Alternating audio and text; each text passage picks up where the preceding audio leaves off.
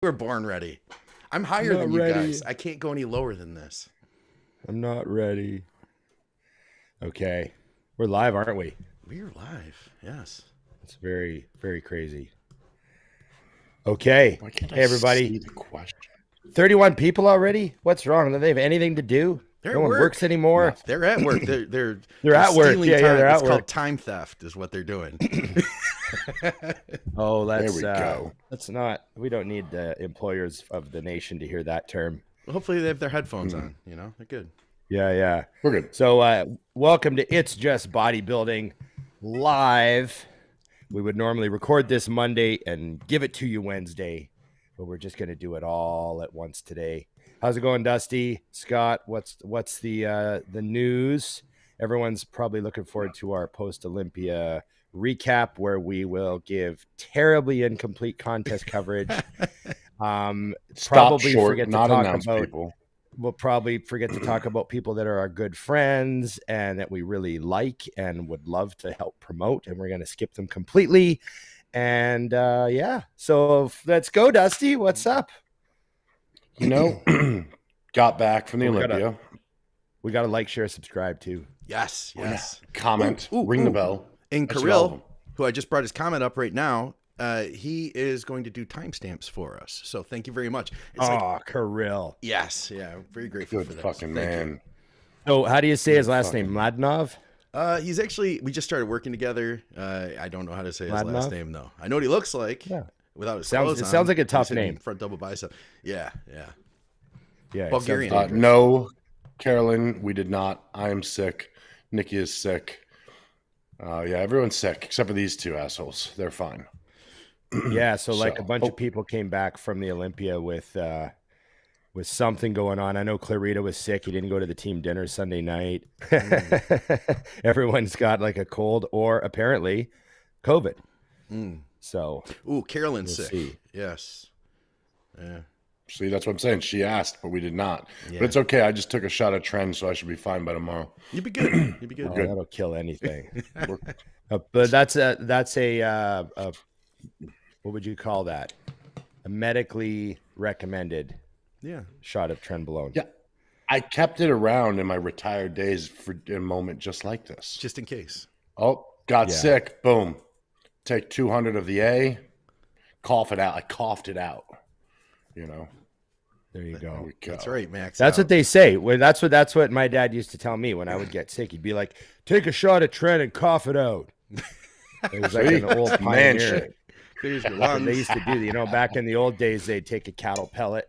If they were real sick, they'd just shoot a cattle pellet in there. Not even bodybuilders. These are just farmers. It's just treating like illness so toxic that the virus just doesn't even want to be there well, anymore. It's well, back in the day, it was a 45-minute wagon ride to the nearest neighbor. Wagon and right. So the easiest way is just get some of that there cow medicine. Yeah. Shoot that under the skin. I think they called it dare cow medicine.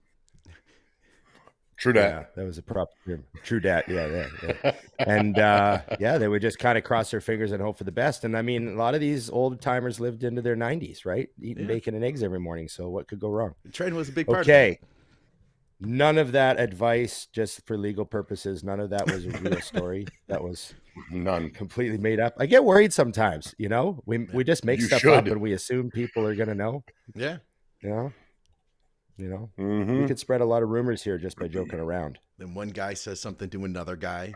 Before you know it, somebody else in the locker room is like, "Hey, I heard on a podcast that you can use." Ron said, Ron said farmers used to shoot Tren. Ooh, wow! Yeah. I don't think I had to like pre-do what we were gonna talk about. Like, is there anything questionable that maybe monetization wouldn't be a good idea for this show? And I said, no, we're not gonna do anything like that. We're just talking about the Olympia. You've already ruined it. It's already done. I can say you know what now. No. Don't you dare. There's no beeps. We have no beeps. Okay, we need some over-unders from the 93 people here also. So toss those in there. Over-unders. Scott hasn't shown any firearms yet, so that's a plus. They're right there. I could... valid. I can't do just it. Pan the camera. Just pan the camera and just ruin everything. Okay. I don't get that. Okay. Anywho, yes. The thing that I wanted to talk about prior to the comments. Olympia, yeah, you didn't know. I've been reading them the whole time. I didn't have it open, Dusty. I wasn't. You didn't click the button. I had to figure out right away because I was very excited. I didn't know these people existed. They're all there. They're all here. They're all there. 96 of them. But anyways, let's talk about the angry, bitter has-beens attacking this year's Olympia competitors. I want to say it in a way that's not forward brutal. To how I would get through this. Yeah. Okay, go finish your thought, Dusty. Finish your thought. So as I'm sure everyone saw, there was some great photos created where not only did we pick the best bodybuilder with the best back in the planet, possibly ever, arguably with Ronnie and Phil, but then we actually chose a shit picture of the champ to trash him on. I found it very interesting, but I did enjoy the shit show that. Can I say shit show?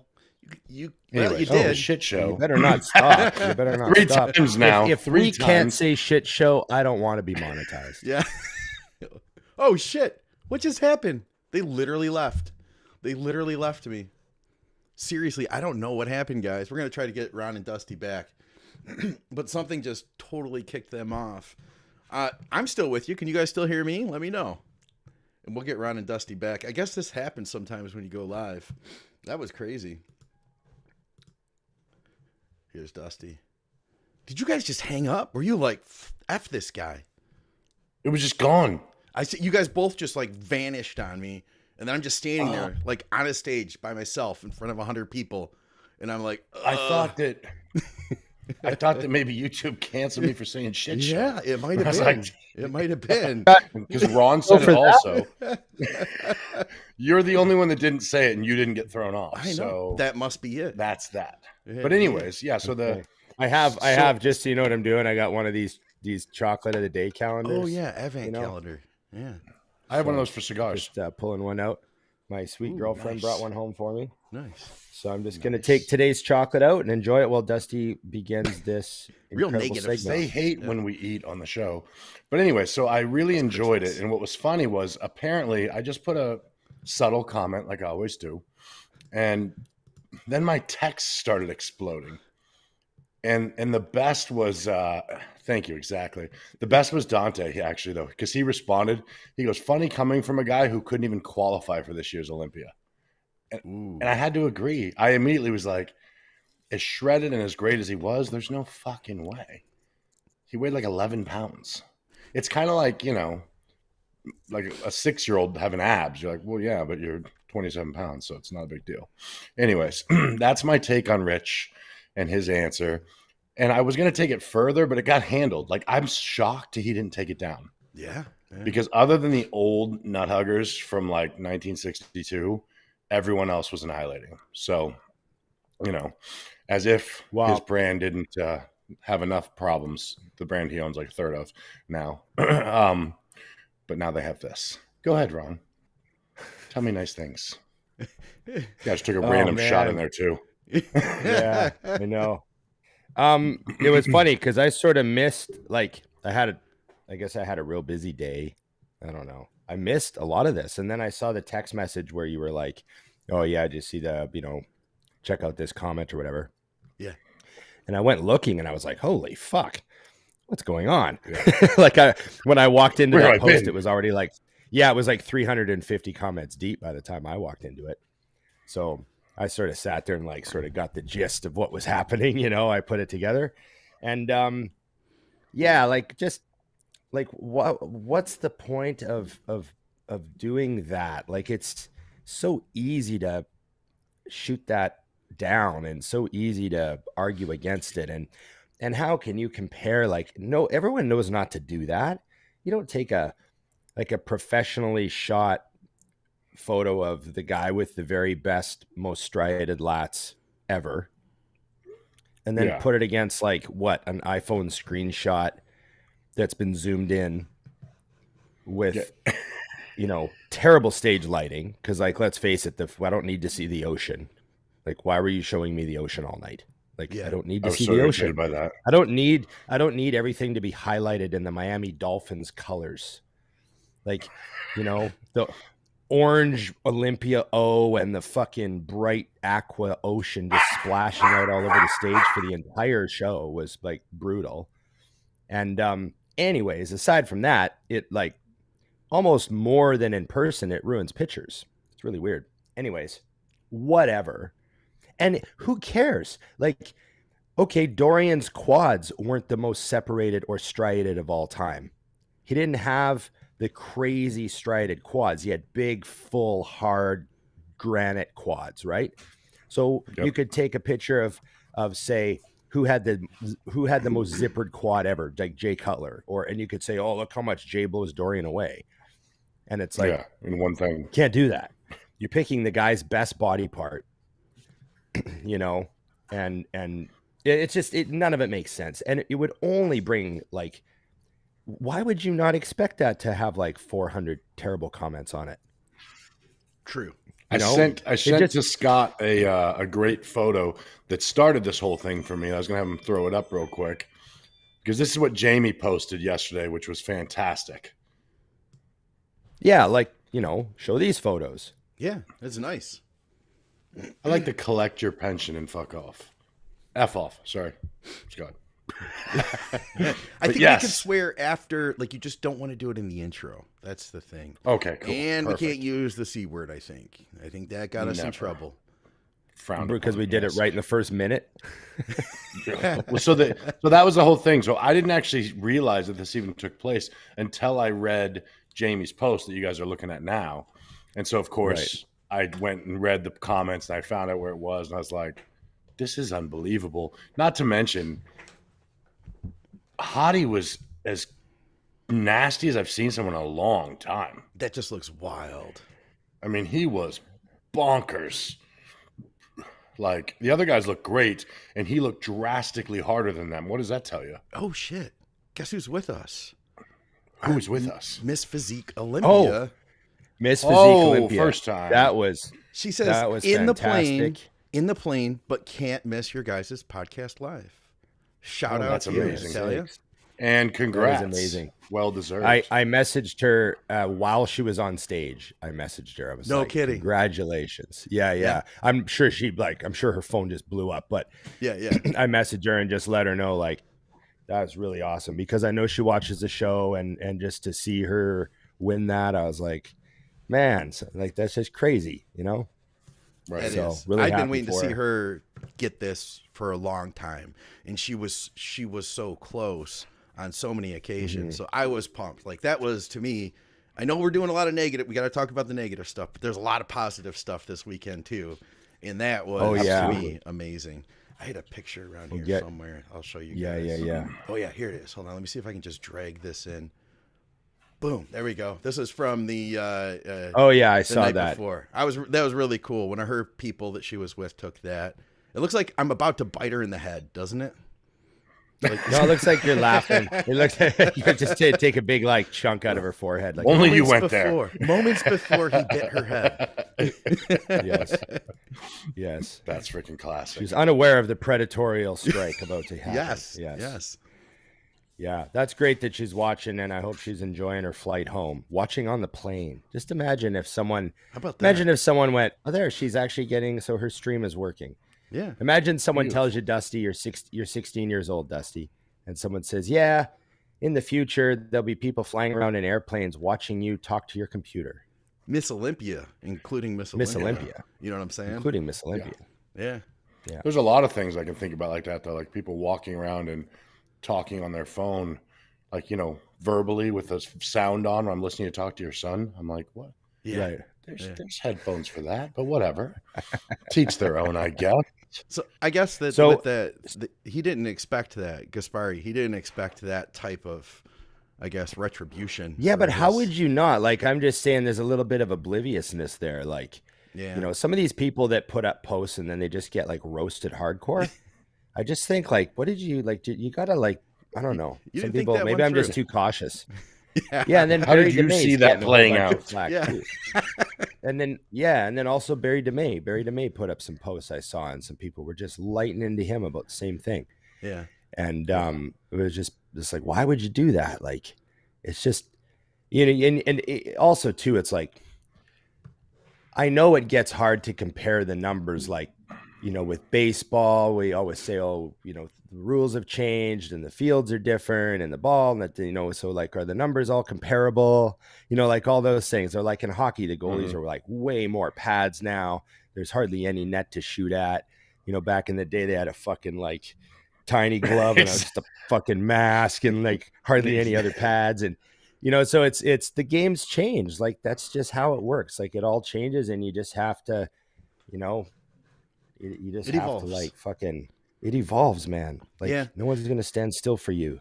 No one's going to stand still for you. I had a post, I think it was advertising to tell people to come out to see us at the Mutant Booth, which I can't wait to talk about that part, because that was my highlight of the weekend, getting to meet the listeners. But somebody commented in there like, man, the Olympia hasn't been shit since like 2012, or bodybuilding's been dead. That's what he said. Bodybuilding's been dead since 2012. I was like, I guess it's all about perspective. And then somebody else chimed in and was like, tell me that, these guys would be Jay Cutler and everybody else. And my only thought was like, it's just a different place now. And it's like, we can either talk about those guys back then, who, don't get me wrong, were some of my favorite bodybuilders ever, but like, this was a killer freaking weekend, if you ask me. And there was so much positive stuff about it. And that was an exciting show. I would go out on a limb as to say this Olympia was underrated. Ooh, absolutely. He's not going accurate. It's not often. So absolutely. There were guys like, look at Antoine, right? Antoine ties for 16th, right? With the dreaded spot. A lot of guys know there's going to be a bunch of 16ths when there's 30 plus guys in the show. And look at the condition he was in. Like, bonkers. Just completely fucking shredded. Yeah. Like I'm in better shape than some of the guys in the top 10, Yeah. And peeled glutes and dry back and crisp quads. And, there were some guys in the 16 spot that looked like, man, they would have been like, imagine Antoine like that in like the 93 Olympia, oh my God, 90s is the 90s was Dorian and Flex and Kevin and Sean. But look at the rest of the top 10. He would have been fucking like, you get some of those guys weren't that big, right?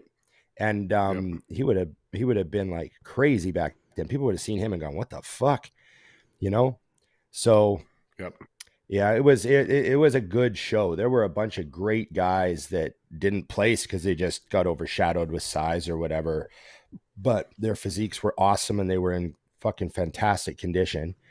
I mean, it was hard to see some of the guys that we really love and have their physiques look really good, but you just knew they weren't going to place anywhere. Like I thought Hollingshead looked great. He was like full as fuck. Like they did what they said they were going to do. Like he just looked like a big slab of rock. Yeah. And he looked like a guy that squats 6 plates for reps. And he came out and I thought Hollingshead looked great. I knew it wasn't going to be enough to put him in the placings, but fuck, it was just that sort of show. Like there was just so many fucking good guys. It was mind boggling. It was. That's why his attitude prior to the show was awesome. Because that's what he said. He said, I want to put a physique on stage that I'm proud of. And after prejudging, obviously he knew he wasn't in the top 15 or else right on the bubble. Basically his goal was to come in a little bit better because he wanted one really good picture from the show, you know what I mean, to move forward with. And I think that's where people like lose track a little. I think it's classic when people are looking at a lineup and they're like, oh man, guy didn't even make the top 15. I'm like, in the world. Yeah, that was a tough show. Like I've never been the top 15 best at anything in the world. In the world. I mean, I think people need a little perspective on that stuff, and I do think that, like you said, Scott, the show was amazing. My only complaint is I really, really wish that the promoters of the shows would ask the crowd, like Ron was saying, if we want a bunch of noise on the stage. Yeah. Because if the walls were black, we would be fine. The show would be the same. Yeah. You could do some lights from above when they walk out or whatever. Was it dialed back this year from last year? Because I feel like last year was even more wild. I thought maybe they dialed it back a little, and they were like, "Yeah, we'll listen, but we still want to do this." No, there was a freaking ocean scene at one point. There were like the whole stage was lit up like from behind you. Yeah. And think about what that does as you move. If what's behind you, the lighting changes, you change. Yeah, for sure. You know, I just, that's the only part I wish we would go back to. Like everyone talks about, remember the Iron Man back in the day? Yes. Mm-hmm. Even their night show stage was plain. Yeah. As far as behind them, they had like some things hanging down from the top, but behind the athletes was black. Yeah. Yeah. I was thinking, if they really, really want to do that fancy shit, that top part would be okay because it's not like, it's not down behind them at all. Right. It's like up above the front of the stage. They could blow that out all they want with their ads and logos and sponsors and all that. And still have like a black background, and it just comes down to, they just don't care. Like they just don't think it's important enough to, like the show needs to have a visual appeal for the stream or visual appeal for people to spend their money on ads. Like, it's, it just comes down to that. Like there's the business is still more important than the actual show, I think they're thinking what are the general public going to want to see? Yeah. The same thing like with the way the stream works. The stream, they do that first call up. Everybody goes up and you see their arms coming up into that front double bicep. And then all of a sudden they pan over to the left and you don't even see Ramy's over here on the right next to Hany and they're like over here. And then by the time they get to, the guys you're looking for, their arms are coming back down. You missed that shot, I would love to be the cameraman. Love to be the cameraman. I'd love for you too. You'd have one camera. Just one. That's all straight in front. Yeah. I'd have a fixed camera. Yeah. And then occasionally I would try to catch an even sweep of a shorter lineup in a pose. You know what I mean? Yeah. Like if they hit back double, I would try to maybe catch a sweep of the line. But this like getting the first guy and then part of the second guy and then they're done the back double and you don't get any of the other back doubles. Yeah. Yep. And maybe if they wanted to get the close-ups, do that at times that aren't as important. Understand the sport enough to know, like, okay, they're letting them rest for a minute or whatever. You know what I'm saying? Yeah, that kind of thing. Yeah. And maybe for like the night show when things are less like, okay, like if you really wanted to get wild with it, how about at the pose down? Maybe there, okay? Right? Where it doesn't really matter. Camera sweep of the stage, get that drone shot across the stage as everyone's posing down. All those fancy camera angles that they want to get. Go wild, right? Yeah, go wild, and all the fans are like, "I just want to see a back double for fuck's sakes." Yeah, stop moving. Yeah, Yep. So or simple. the guy winds up. The guy winds up to hit the shot, and right as he hits the shot, they switch the camera to like the side shot. Yeah, Yeah. And they're like, oh, fuck. So, exactly. I know. That desperate feeling. You'd think they maybe have the same person do it 2 years in a row so they could learn from their mistakes. Yes, that's true. I don't know what's going on. Victoria knows so are we still people who produce that, so I should talk to them. Oh, right. Yeah. Are we going to talk some more about grumpy old men, or did we kind of do that topic? No, we're good. Right? We've covered enough grumpy old men. You feel good about that, Dusty? You happy? I do. I just want to make sure everyone knows to go look at Rich's post and comment on it. Yeah. He doesn't support this podcast either. Mutant does. Remember, IamMutant.com, Big Ron 20 or Dusty 20. Buy a couple things. Buy something for Rich. Maybe he'll get better. Stop being an ass. Yeah. Go ahead. Yeah. Get some super draw from him. They don't do that anymore. No. Okay. I got distracted by all the comments on the side. It's awesome. These guys are great. They're helping to boost everything up. I love seeing the interaction. Yeah. Okay. So we got to run through. So first things first, we already congratulated Natalia on winning the women's physique. So that's awesome. Yep. We kind of had her on the show, sort of a guest. She count as a guest? Could we say she's been a guest now? Wait, who? I feel like it. Natalia, she's a guest today. Yeah, she's kind of. Yeah. Yeah. Can we put that in the notes? We're like, using right her at the picture beginning? now to promote this. So we'll Yeah, get we're more gonna put a hits. thumbnail of her. Featuring Okay. Natalia Coelho. Yeah. So We gotta get I her was on the very show, happy though. for her. We do. Yeah. Okay. So what other division? We got the 212. Let's talk about the 212. Yes. Clarida. What did you guys think of Clarida winning that? Did you think there was any competition there? No. Accurately rated. Accurately rated. He's right. It is accurately rated. Yeah. No, We can all agree. We can agree on accurately Okay. rated, believe it or not. We can. Yeah. Sean was very impressive. And I was, for those of you who didn't see, I got to walk out on the Olympia stage and hand out the coveted 4th place award. I saw that. To Ash Kanani. So that was pretty cool. And so anyways, I got to be backstage at the prejudging. And I can say that backstage area was incredibly crowded. Yeah. I was blown away with how small it was. It was like being at like a small regional show. Yeah. Like that backstage area, and they had so much set up back there. There was like 3 big live stations with the desks and the microphones. Well, one had like Dennis James sitting at it on a camera, and then there was one beside him. You know, I guess all those media, I don't know what channel Dennis James is on. But then there was one that had who else? Chris Cormier was on another one. You know, so they had these things set up, and that took up so much space. They had those big spaces taped off. It was super dark, almost like a black light nightclub. Yeah. It was really weird. Yeah. And just so crowded. And we were back there to hand out the awards, and like I felt so in the fucking way. Like we were back there for like 40 minutes waiting, and I felt so in the way. Like I was constantly just trying to stay out of people's way, people fucking moving everywhere. And they had, you know, all the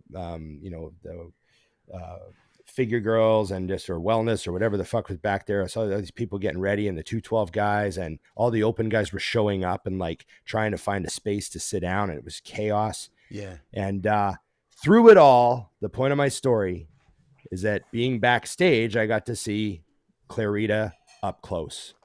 And, you know, he really, when people say he looks like a shrunk down Ronnie Coleman, that is what he looks like. He looks like a 1998 first Olympia Ronnie Coleman scaled down on a 5'2" frame. That's wild. Very accurate. That's accurately rated. You know, 5 pounds heavier. Scott. 2 in a row. 5 pounds heavier, right? Yeah, 5 pounds heavier than last show. So for him at his height, that's probably like, you know, 15 pounds on a tall guy. You know, Jesus, well, especially with his joints. It's very impactful. Yeah. And visually, the thing about Clarida is he's standing in a group of 212 guys, and you're drawn to the 2 things about Clarida is that he's by far the smallest, and he by far has the craziest V-taper. He certainly does. So you look at him and you're like, okay, that guy's the smallest, yet he still looks the biggest because his V-taper is the most insane. His waist is like what would it be, like in the 20s? Oh, for easy. Like his waist is in the 20s. Yeah, like it's fucking mental. And just like the 3D. That's the word. That's what I have to say about him. Just he's so 3D. Bubbly, you know. Yeah. Very, very impactful to see up close. Yeah.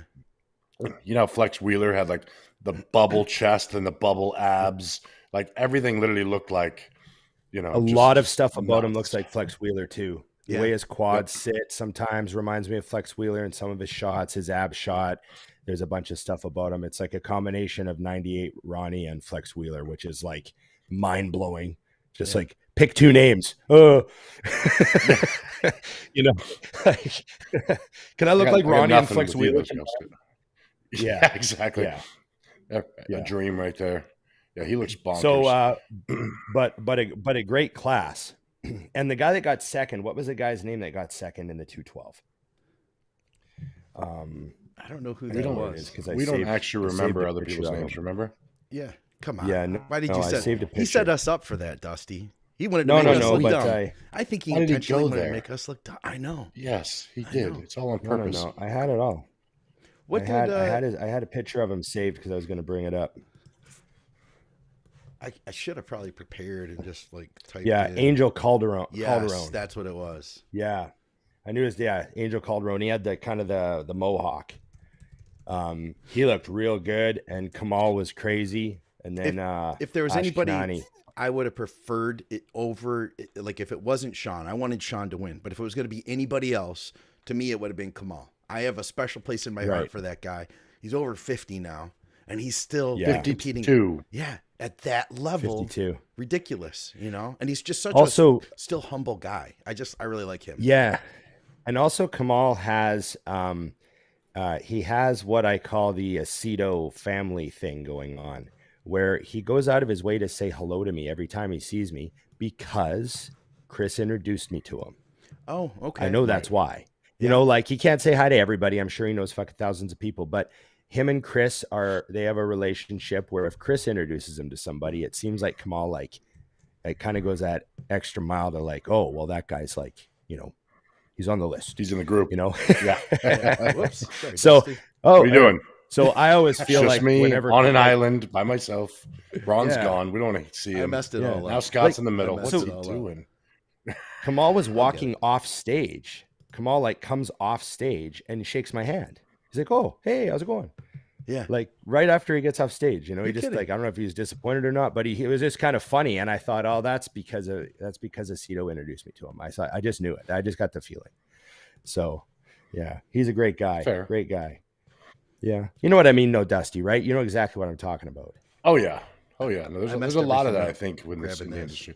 industry. There you go. Yeah. It's your first time. It's fine. Yeah, Yeah. Sorry, guys. I'm new. I hit the wrong button Sorry, and all that guys. happened. You know what I love is looking at that picture again and thinking about the the fact that bodybuilding doesn't get hard like they used to in the 90s. Yeah. All right. Got it. Got it. Sean looks bonkers there. I love that the other two look phenomenal. Yeah. And he still is like by himself over on the side, and you're still like, what the hell is that? I feel like we went 2 for 2 with that with the mutant athletes, though, because Andrea Shaw just walked the show as well. I mean, yeah, that was great to see. She's just so crazy when you stand beside her. Like when she showed up at the booth the day after, because I mean, we were in the mutant house with her for a whole week, you know, just a little while ago. But she's like covered up, right? And she was off season. She was just starting her diet, and I remember thinking like, oh yeah, she's big, like she's got a lot of size, but I didn't really, you know, see her, you know. And then she comes to the booth with like a sleeveless shirt on, and you're just like, holy fuck. Yeah, she's wild. Saran wrap. Yeah, the delts and the arms on her, and just the V taper and the size of the quads. And I mean, that was a pretty dominant win for Andrea, and we were really happy for her. Obviously, you know, she loved the t-shirts. The highlight of the I was gonna say that was the highlight of my trip was Jim, the owner of Mutant, had 3-time Miss Olympia shirts made prior to the event. So when she came to the booth, she didn't know, obviously. Yeah. So she comes up and they're all wearing them. And she literally almost fell out. Like, it was like, oh, crap. Like, you know, so she loved that, and obviously was super emotional with it. I think I have a video. Yeah, of that was actually. awesome. I do. Yeah, let me see if I can send this to the computer right here. Give me just a second. Oh, here. no way. Yeah, Oh, yeah. boy. I shot That's video of gonna be that. exclusive. Yes. Oh, yes. nice. Here we go. Take a second to Oh, I pull forgot this you in. had it. Yeah, it's down. Everyone look at the delts too, by the way. Oh, yeah, yeah. Here we go. Boy. Here it is. So this is, I caught it almost right away.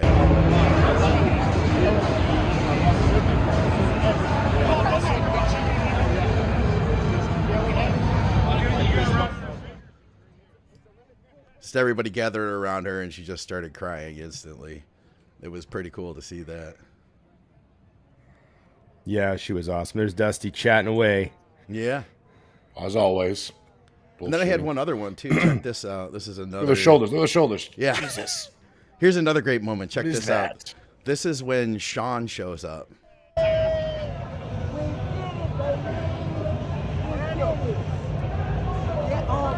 my God. How's it feel? How's it feel? Oh, this is great, Scott. I didn't get this.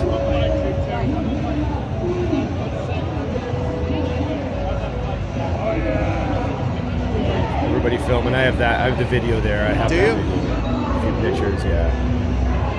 I didn't realize Scott was media capturing everything. I was trying to get everything I Doesn't could. fuck around. Look at the tricep and delta. Yeah, that's why. Bonkers. That was so cool. That was a Should very get emotional Bumstead a moment, run. too, you know? I sent you a The picture, only Scott. one. Yeah, let me see that. Where are we at here? There we go.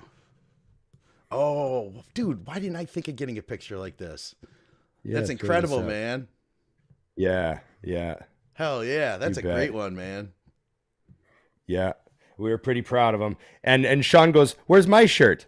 And I go, "Well, you weren't the champ. Yeah. You were getting trying to it back. recapture." Yeah. Yeah, it was a lot. Statistically, there's a lot more that's going to go wrong with you. And he just laughed. Defending champ, we had the profit margin was on our side. Yeah, yeah. You know, so yeah, there's that. You know, it's always gets down to you got to do the math on these things, Scott. You know. Yeah. Drea told It's a me financial too, she was risk. like, she's super busy, right? And she's like, "Oh, by the way, I wanted to ask you." She was like, "What kind of revolver? I want to get like a small revolver. What do you suggest?" I was like, "Hey, just get a hold of me later. Let's talk." And she was like, "You know what? Let's go to the range. I want to shoot your guns." And I was like, "All right, after Christmas, let's do this." Yes. Okay. So now I've been to 18 Olympias. Dang. I've been to 18 Olympias and I've seen some ass kickings. Yeah. And I've seen some amazing performances by champions. And I've seen some really great acceptance speeches. And I've seen some people raise their own bar and step up and become new versions of themselves. But Chris Bumstead is the king. Yeah. Discuss. Yeah, well, but I mean, I'm going to ignore his physique and go straight to his victory speech because that was the part Yes. that separated it for me. And I think it's an important part of being a professional, like to be able to speak, to be able to put your words out there and inspire with more than, my parents gave me good genetics and I train hard. That's It's boring to me. He put out, when he had a speech, I was blown away. And it's funny, but Ron and I had discussed the possibility of his retirement after the show already. So I love that he put that to sleep immediately, but then also explained that he thought the reason that people were thinking that was because he was so in the moment and so enjoying it, unlike before. And when he said that, it made sense because when you look that relaxed and that in the moment, it does start to feel like, oh, it's because it's the last one. So, he's in there. And I think that this is something probably anyone listening to the show is guilty of. Like being in the moment in bodybuilding is hard. Yeah. Because we forever, I'd yell down, forever have the next goal, 5 more pounds, a little more lean, whatever it is. And typically, Ooh, she really I love got it. that time. Yeah. yeah, that was to death. That was a threat to death right there. And she looked back like Yeah. she didn't give a shit. But yeah, I mean, it's like one of those things where you just realize there's, it's very hard to do. And for someone on his level, I can't even imagine. Like I was thinking to myself after the show, I'm like, what's it like to him to go to the grocery store? No kidding. Because everyone knows Chris Bumstead. Yeah. Everyone. Like he can't just like pop into the store and be ignored. So how do you stay present and grounded in your entire life, plus a prep being that? I don't know. But yeah, his delivery was awesome. And I think that more champions should start thinking about that because it was huge. And then one more thing I got to add was he actually put some effort into his routine. And I have to say that is a dying part of bodybuilding. I was bored out of my mind watching the show. No one, they just put music on and hit their mandatories, and it's fucking boring. So I have to say something. I'd like that to stop. Go ahead. Chris Bumstead posed to a good old Canadian classic rock band. He posed to Lay It on the Line by Triumph.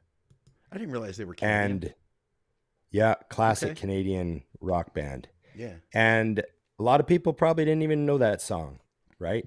And that was such a great tune for him to pick with the mustache and the classic look. He picks an old, early 80s rock tune to come out and pose to. He wasn't born yet. And the lyrics just lay it on the line. Don't waste my time. And then he smirks.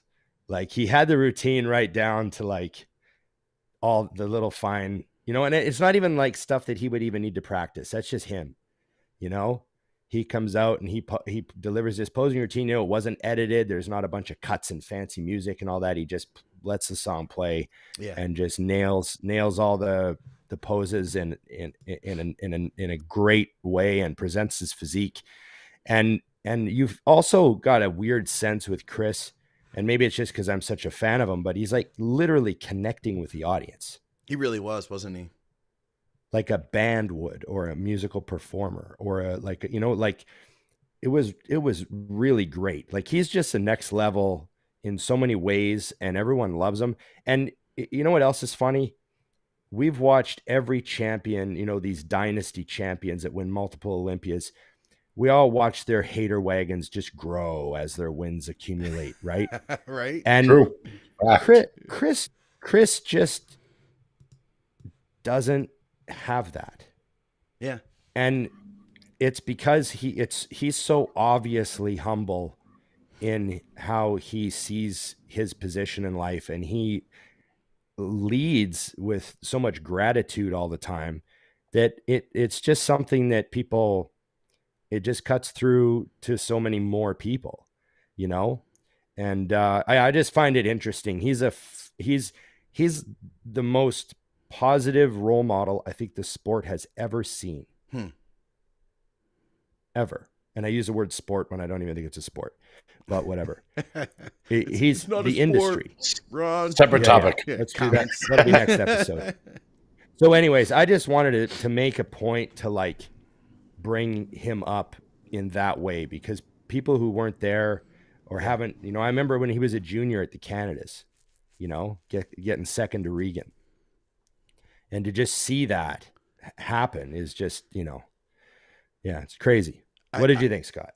I got to tell you guys. So I got to go to prejudging for Classic, and with my media credentials, I got to sit pretty damn close up front. I made sure I got there like an hour early too, because I wanted a good seat. So there were 60 guys in that class, which is mind blowing to me. And I feel like they did a pretty good job with judging that, and judging it quickly too. Like that's a lot of people to judge. You know what I'm saying? It was interesting because after 59 guys came out, there's Chris standing off to the side. And by this point, not only were all the seats filled, but beyond that, where there's the bars, out into the Expo, there was a crowd like beyond that. I turned around and I looked. It was about like maybe 8 rows back. There's a literal sea of people. I couldn't see where the people ended. And the second that they were like, and your reigning champion, Bob does his announcer voice, Chris Bumstead. And as they say his name, and as he begins walking out, every single fucking person just boom, rose to their feet. And there was this roar that was so loud that you could like feel it shaking in your chest. You know what I'm talking about? That was such a cool, like to see the energy and the passion that literally everybody had in that audience was amazing. It was like every single person was behind him. And then not to mention, like he really brought it, like he was fucking peeled. And like, how do you do that, man? Like there's genetics and then there's hard work, and you put those things together and you end up with Chris. I mean, there were some good guys there. Don't get me wrong. There was like a lot of deep talent, and especially like that first call out was just wild. Like everybody was good. I got some video here. I'll throw that up. This is right at the end. Let me turn this down too. Gentlemen, so this is at the very end here. This is the very end. They brought him in. Is it Ramon, who looked great. Yeah, he did. What man. An he looked amazing incredible bodybuilder. too. I mean, him and Aceto, they're just they're just on at this show. Yeah. Like Ramon's back double was fantastic. Yeah, Chris was sitting just a few seats away. I didn't want to bother him, say hi or anything like that. Yeah, but no, I mean, it's just a size thing. He's just, you could tell Bum's head's bigger and wider, and look at you, everybody there is on their feet for this. Everybody's on their feet. It was so That's cool. Crazy. It was like, as a fan of the sport, it's like, for those who say like, oh, well, classic isn't real bodybuilding. No, you should have been at that show if that's what you think. That's all I have to say. Yeah. I don't even know how anybody could say that. I mean, I can't even, the competition, think about how good everyone is. I mean, Terrence doesn't make the top 5. I will say this. Terrence is one of my favorite guys, and if there's anybody to take out Chris, in my heart, I want to see Terrence be the guy to do it.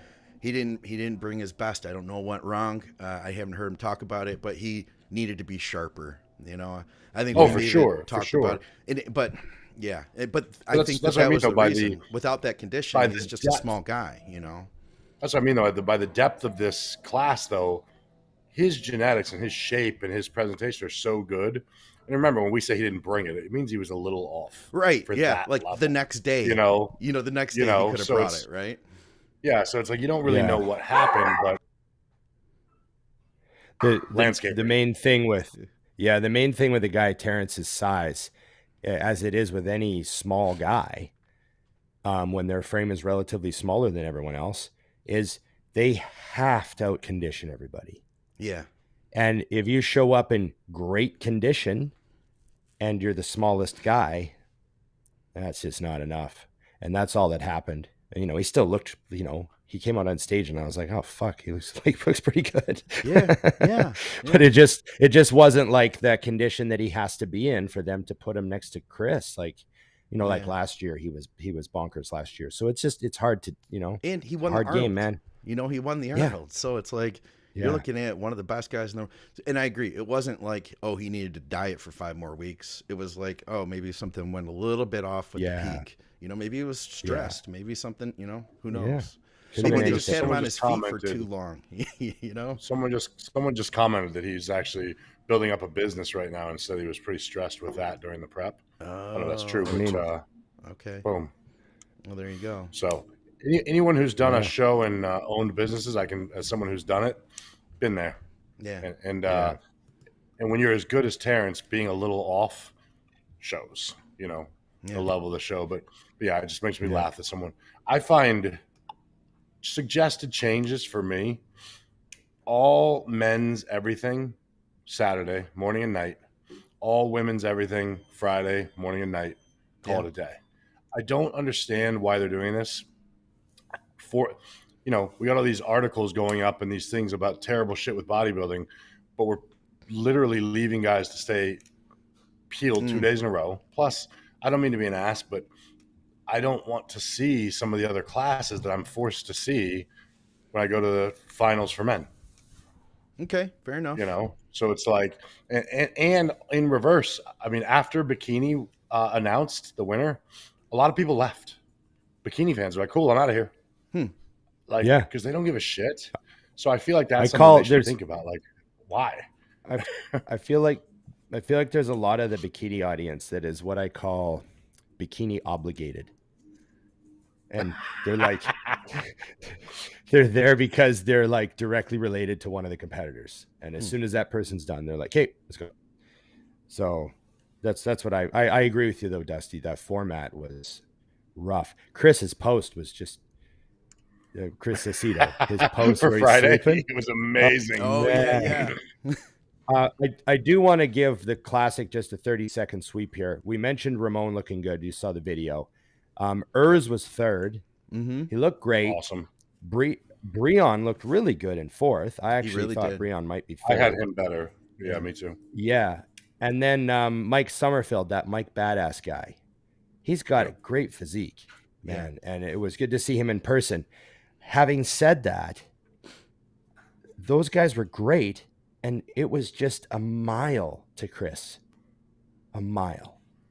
It was wild. I just thought, fuck. I just don't know what's going to happen in that division, man. it was pretty crazy to see that. Are we ready to do the big ones? The big open class? We're ready. Who are we not going to talk about? The winner? I don't know. Yeah. Probably the people that were, I don't know. Who? Okay, cool. Wait, we We'll just leave don't Hany cover out. open at all. We're like, all right, guys, great show. Yeah. Thanks for tuning in. Yeah. So anyways, Well, Fuad's I gonna see someone cover here that, so asking we're about good. cream of rice. Yeah. Yeah. Yeah. Ron, what do you think about people taking their shoes off in the gym? Yeah. Well, let me tell you. Yeah. Okay. When they first came out Friday night, one at a time, the only two guys, well, not the only two, but the two guys that stood out on the first look was above everybody else was Derek and Hany. Yeah. So it's no surprise to see them wind up the top two. However, everyone was crazy. That was a great top 6. So when they made that call out, they immediately put Ramy on the end. And I thought, okay, is he just so big? Because his glutes were really strided. So I know there was problems with how Ramy looked, and we'll get to that. But his glutes were really shredded. So from where I was sitting, I thought, oh, well, if his glutes are more shredded than they were, then he's probably going to win, right? Because you know how like just simple brain just trying to make sense of what's going on. So when Ramy's glutes were more ripped and they put him on the end, I was like, oh, okay, Ramy just won. And now they put Nick beside Ramy. So Ramy and Nick might be 1 and 2. They might be building the line from the outside in because Ramy's so huge. But Derek and Hany looked the best. They really that did. should be the top 2. So I had exactly the same thing in my head as a lot of people there. They were like, the top 2 should be the 2 guys in the middle, which I think is what they're doing. But they could be looking at Ramy and Nick on the end because why did they do that? That was the sense. Like people were confused by that. The fact that they never gave Ramy the middle at all. Mm-hmm. You know what I mean? It's not like they put him in the middle and then moved him out. They just immediately put him on the end. Yeah. And so everyone was like, okay, like people's brains were like short circuiting and everyone was like, what's going on? And then they moved Nick next to Ramy and you're like, okay, well, does that mean they're looking at, you know, like what's going on? So everyone was talking about that. But then when I talked to Chris after prejudging, I said, what is it? And he said, it's Hany, Derek, Brandon, Nick. And I go, oh, okay. Ramy 5th. And he goes, maybe 6th. That's what Chris said. He called that himself just by looking at Yeah, things. he called that himself. So the only placing he got wrong was he had Brandon in 3rd and Nick in 4th. Yeah. Yeah. And he was obviously sitting in better seats than me. So I just kind of went, oh, fuck. Yeah. Jesus. And then I still wasn't sure, though. Like to put the champ that low, I was like, Jesus, I don't know. And then the crazy thing was at the night show, you know, everyone came out kind of looking a little fuller and everything. Of course. But I thought that Derek was a little less detailed on Saturday in the legs. The glutes were crazy. The whole time. But the quads to me were not quite as hard on Saturday. And if you look, there was a 1-point spread between Hany and Derek in prejudging. And then Hany got another point on him at the night show. So he got a couple points, he opened, a couple points. He opened it up a little. So I think Derek looked better on Friday, and then on Saturday I thought it was all Hany, and I thought Hany should win, and I even put on the Mutant chat, Hany will win this, right? Yep. And that was like an hour. That was like an hour and a half before the end of the show. So I thought that's how it was going to go, but when they announced Ramy in 5th, it got real quick. Yeah. Like that was when everyone realized like, oh shit, it's going to be Derek or Hany, because everyone remembered Friday, right? They remembered the 2 in the middle and all that. And it was like, and it just got crazy. And then there were all these Persians sitting behind us.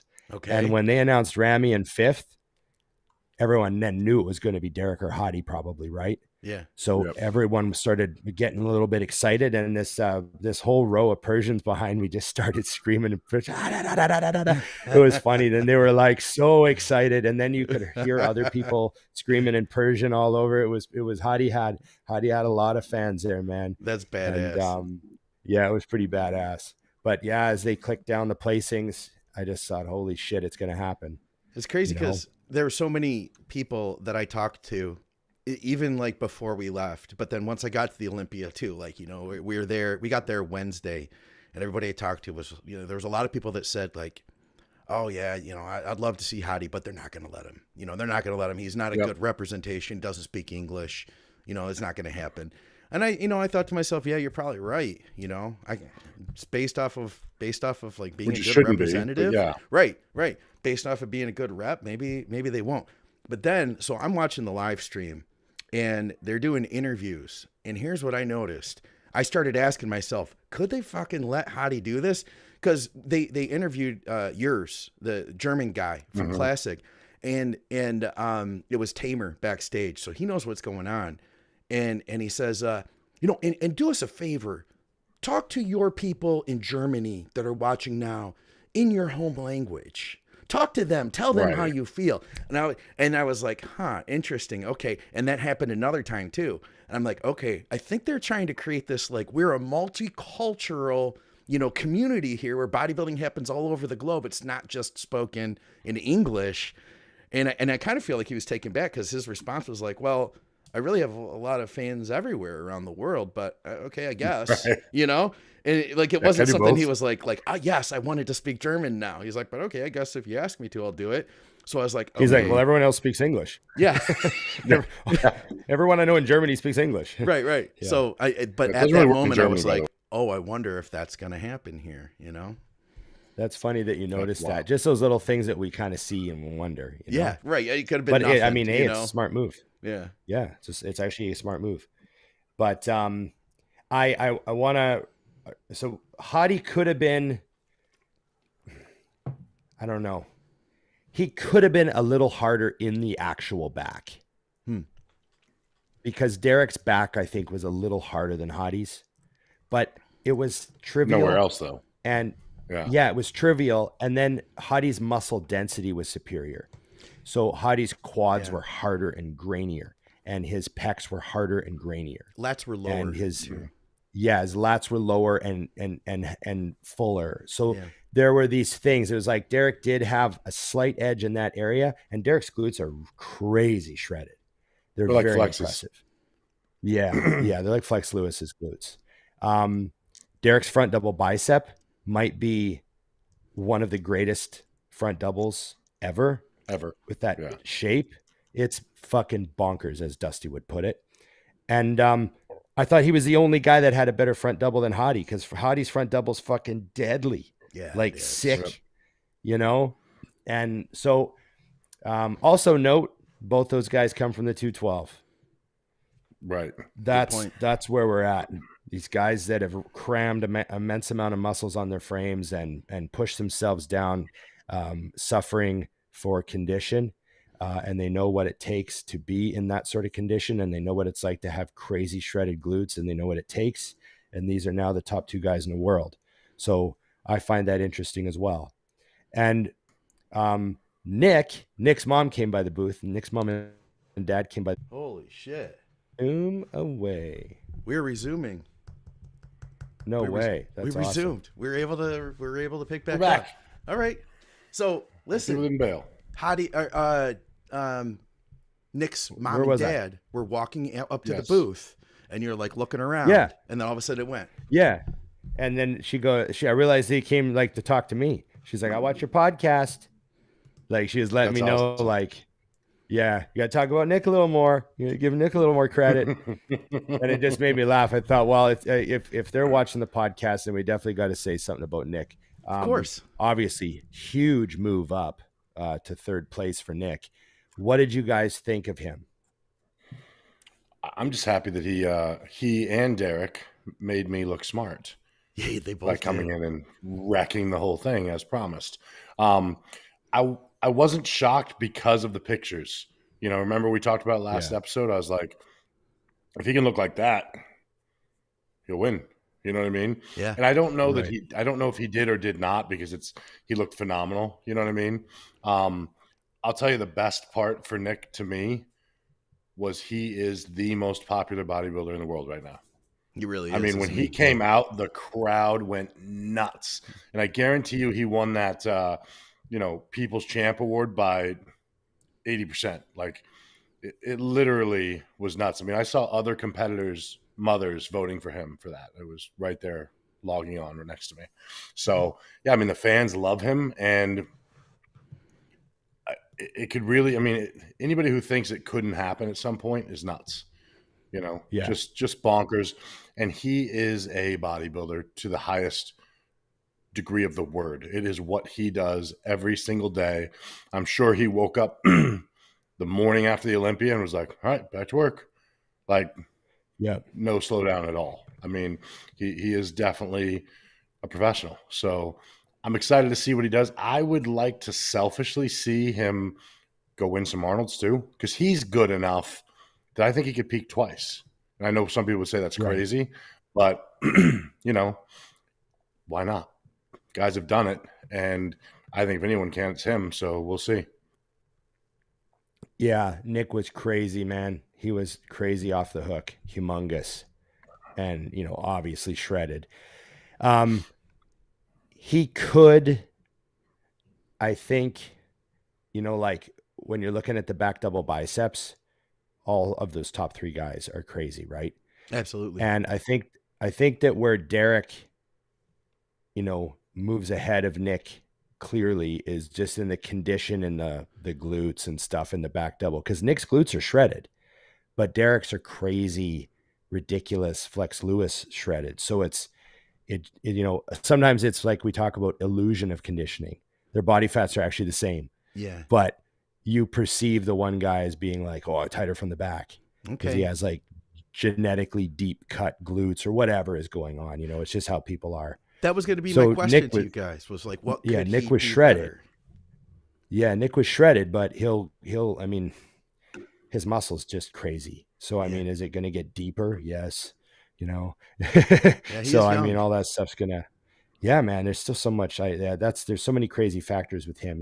With the amount of time left he has and training, and he's healthy, like injury wise, and like moving big weights, and he's gonna get huge. And it's man. See, I think I'm I'm just blown away. I think if he lost 10 pounds, he would be better. You think? Like, well, he doesn't need more muscle. He has more muscle. No, than you're me. correct. Yeah. I started thinking density counts as muscle gain too, even if you don't get bigger, just that denser look. Yeah. Because if he was, I just made up a number, so relax, everybody. But if he was down in shape, like to where he was even tighter in the midsection, I would go, oh, you put on 10 pounds, and he could be down 10. You know what I mean? Right. That illusion is very, very key. And I think if that will be what it takes to win for him, is something to change that part, because Derek has time to add more muscle and frame to do it. Yeah. Whereas he does not need to. Like, no one is out muscling Right. Nick Walker in the entire world. So to me, it's like, what do I do to make my physique look the best? That's how I would address it. Because again, if his waist were down an inch and a half, it'd be frightening. I mean, you would definitely think he grew. Yeah. He's very good at pulling his waist coming up, right? But it's he is, when he hits his shots, the waist comes in tight. Yeah. But it's the rest of the time. Plus, I think we got to remember, you do get judged versus the guys who are next to you. And I wanted to add this real quick. That top 3 and 4, there'll be another shape freak added to the mix next year, because Samson is going to be in that mix for sure. Brett Wilkin. No way in hell he's not the top 3 or 4. I just can't see that. I think honestly, Brett Wilkin's phenomenal. He's not going to be in the top 3 or 4 next year, Scott. No way. Yeah. I'm talking about at the Olympia. Like, I see Samson, with the pace he grew, he could win the damn thing next year. Who knows? Is this He's the real bonkers, Lee Priest watching right now? I would never know. I don't know. Is that possible? I don't know. You'd have to ask him like a really personal sexual question That only Lee would know. Yeah. Yeah, that only Lee would know. But how would we know that person? Tell us about that shower moment, Lee. Yeah. With the never mind. Tell us a story that only you would know. Tell us an old story about living with Paul Dillett. Yes. Well, that's funny. See, Awesome. Look at this, Ron. You're getting called out. Keenan Baldry says Aceto didn't say that. No, Aceto might not have said that on the internet. He said it in person to his friends. So there you go. Yeah. Sorry, I can't leave those things I don't know. alone. And also maybe Aceto said something different 2 hours after he saw a bunch of pictures of the show or something too. You know what I mean? Because I said stuff after prejudging that I changed my mind on. Okay, Sure. that is Lee Priest, by the way. Yeah. Yes, Lee. That's the one I was looking for. With this shit. Okay, it's definitely him. Oh boy. Phenomenal.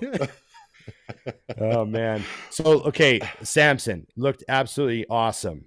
He I mean, did we just skip? We just skipped Brandon Curry and Ramy, and we went to did. Samson. I'm We allowed don't to do have that any- because of his legs. Yeah. I can do that. Well, we did say too, Because we're I'm not a all for legitimate source for news. We are not a good source for contest coverage. We will remind you once again that if you're coming to us for the best coverage, you're in the wrong place. I'm covering Okay, go next ahead about year's Samson. right now.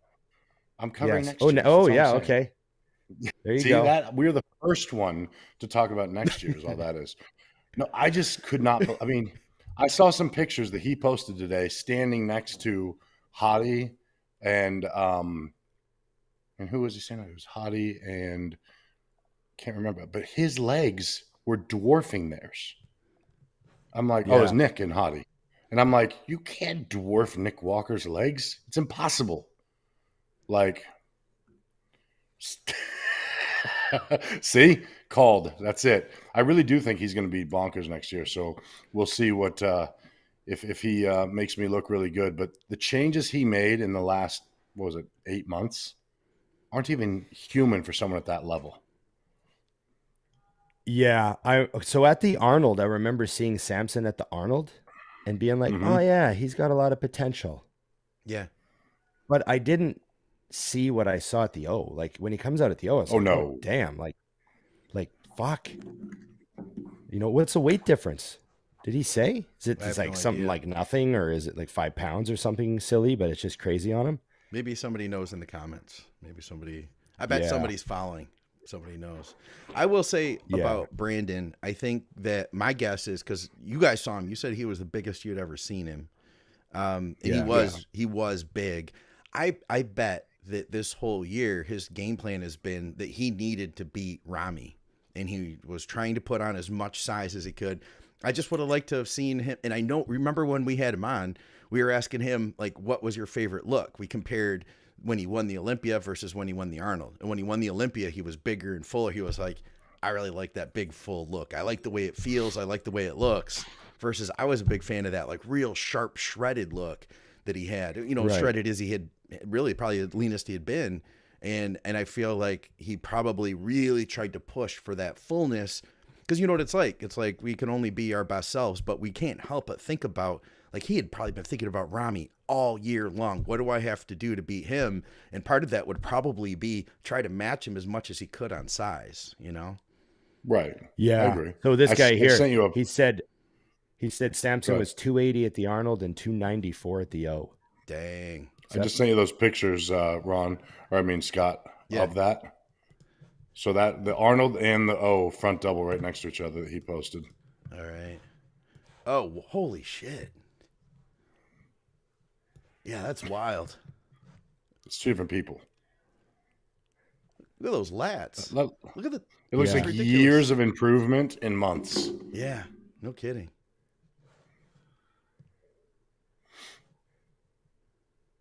Yeah, that's bonkers. crazy. Okay. What happened with Ramy? I have no idea. They keep posting pictures or videos now and stuff leading into the show, Yeah. and they were nuts. But when you look back and you look at last year's show and this year's show, they weren't that far off, minus the weird things going on with his holes in his quads. But I don't know. My knee jerk is either it's obvious. The obvious answer is that they're doing something with his last few days that they shouldn't do. The other possibility to me is once he stands next to other top guys, all the things are highlighted. I mean, you can look great on your own. I mean, obviously he is great. Don't get me wrong. He's phenomenal, but a lot of shit comes out when you stand next to the other top 10 in the world. And I think your weaknesses start to pop through. And like we talked about before, size wasn't enough anymore. I mean, yeah, his glutes were shredded, but a lot of other things weren't. You know, so I'm stoked. I will say this because I always hated when Jay did his last Olympia. I felt like they did the here's your placing because you're one of the best of all time. I like that they put him where he belonged. Yeah. Like that is how bodybuilding should be. It ain't, shouldn't be a good old boys club. It shouldn't be what you've done before. It shouldn't be also these up and coming guys, what they can be someday. Who was the best that day? And I loved seeing him land where he did because I was like, that's the first Olympia I've ever watched where the top 5, I was like, agreed. No questions. Yeah. Yeah. Man, I wondered if, obviously I thought this wasn't the best Ramy. So everyone's talking about the triceps and the lats. And when I went back, I didn't notice the triceps, but when I went back and looked at the video and the pictures, he doesn't really have much going on in the triceps. Like you know what I mean? They're not like it looks like there might be a nerve issue. And I know the triceps and lats are on the same nerve because I have problems with my left side. And Ronnie had that total collapse of his lat and tricep. So I don't know. Maybe there's a little bit to that. I think Ramy's Christmas tree used to go down lower. And I've talked about this before on guys like Cutler and Branch. They both lost their Christmas trees. Their lower lats went away. And Dennis Wolf, too, had severe loss of his lower lats. They went up under his shoulder blades. And that's what it looks like to me with Ramy. It looks like his lats are shorter than they used to be. His lats go up under his shoulder blades more than they used to. And it just gives a weird look to the back shots. And I don't like how he stood with his back.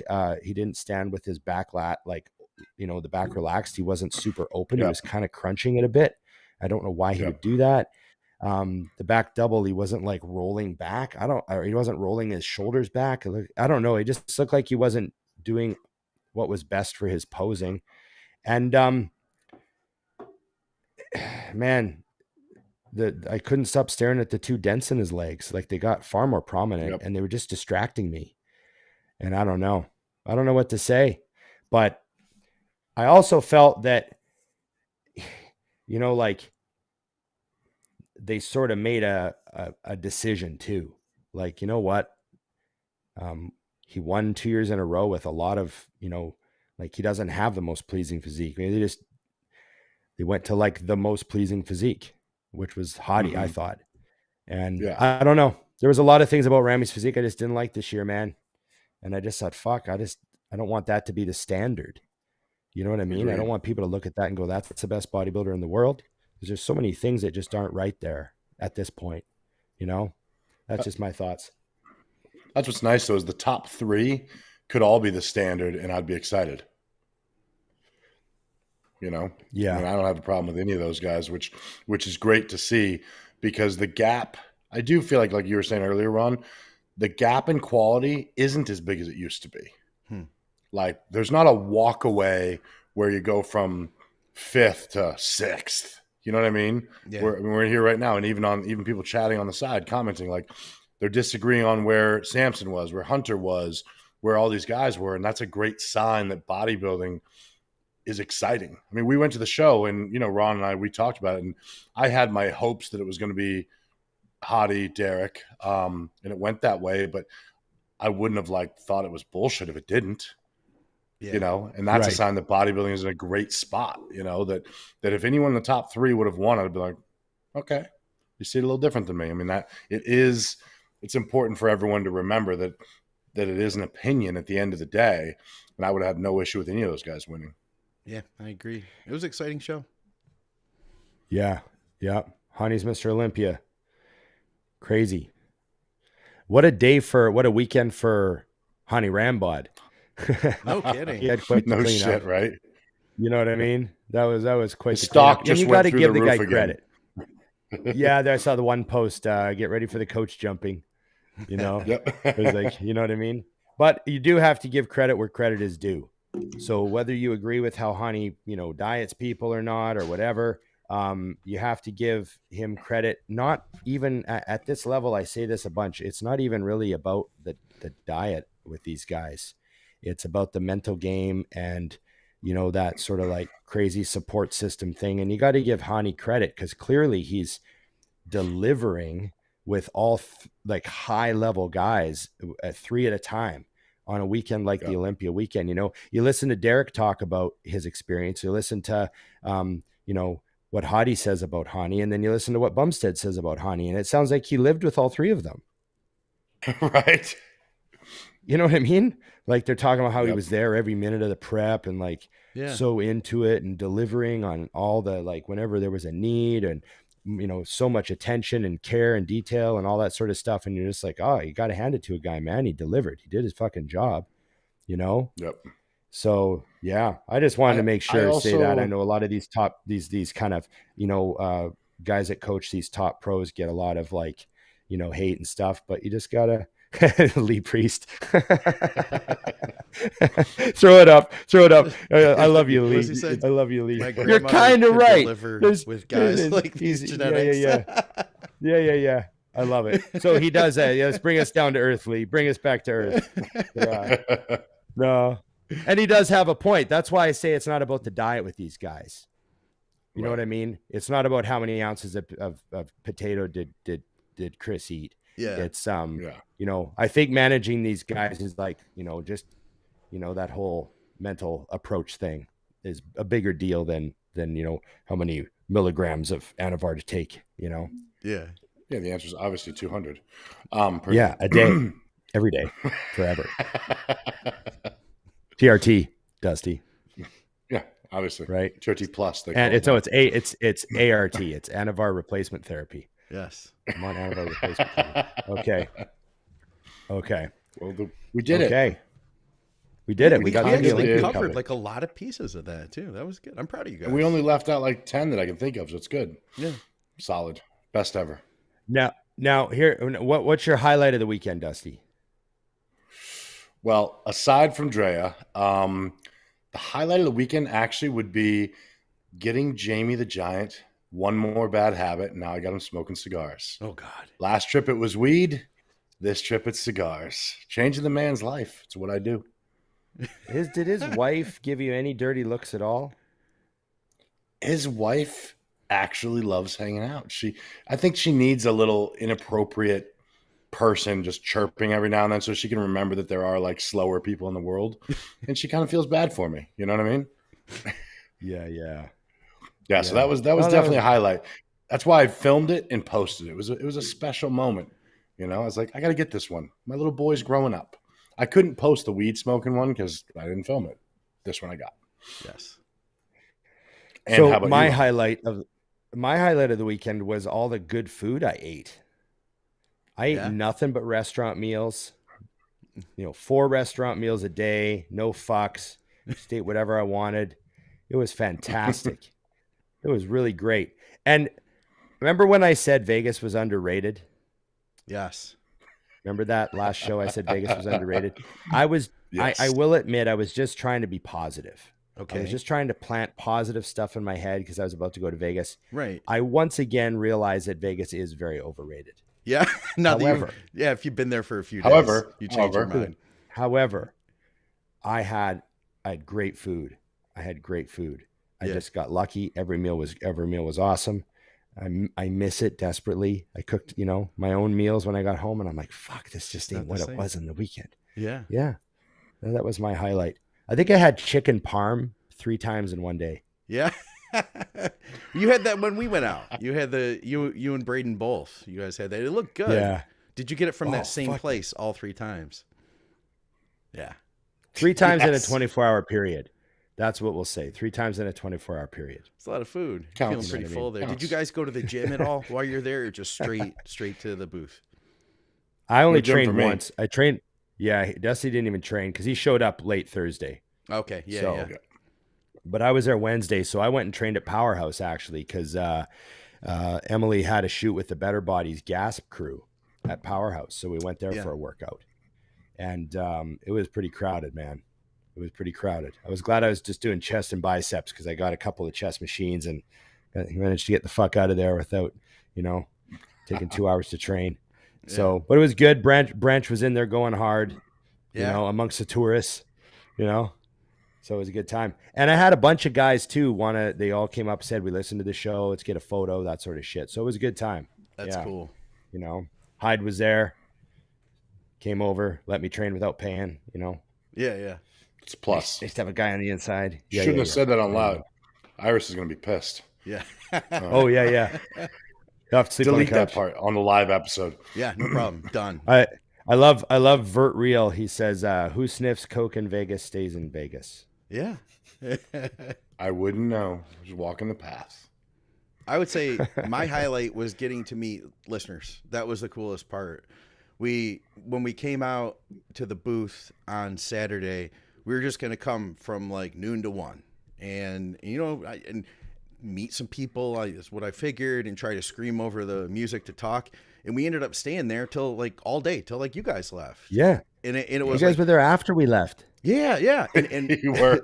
and people just kept coming up, which is so cool to just get to talk to people, you know, get to talk to people who listen to the shows. I met a couple people who are part of the Patreon, which is freaking awesome. Nice. And you know, it was really exciting because I hadn't been out to a large event like that since we had made the move to YouTube. You know, I did back in 18. I went to the Olympia, or 2018 or 19.